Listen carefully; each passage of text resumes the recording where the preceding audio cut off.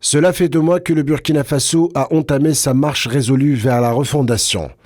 Dans un message télévisé à la Nation, le président de la transition, Paul-Henri Sandaogo Damiba, a souligné qu'aucune fixation ne doit être faite sur la durée retenue pour la transition parce qu'elle pourrait être révisée si la situation sécuritaire s'améliorait dans les mois à venir dans les zones à fort défi sécuritaire, et cela en réponse à la communauté économique des États de l'Afrique de l'Ouest préoccupée par cette durée.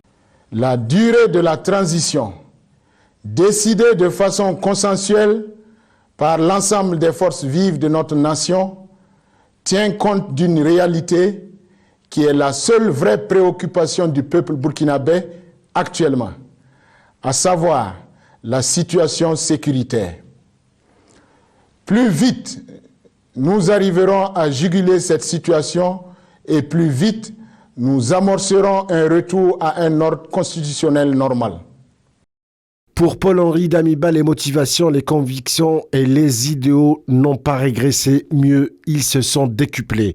Damiba dira qu'il était absolument nécessaire au cours de ces 2 mois écoulés d'asseoir un minimum de cohérence interne de l'administration, une façon de redonner de la crédibilité au gouvernement central.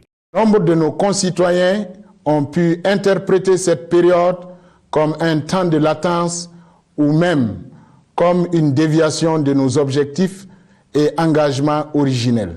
Il était absolument nécessaire, au cours de ces 2 mois écoulés, d'asseoir un minimum de cohérence interne de l'administration centrale, tout comme il était capital de rassembler les Burkinabés.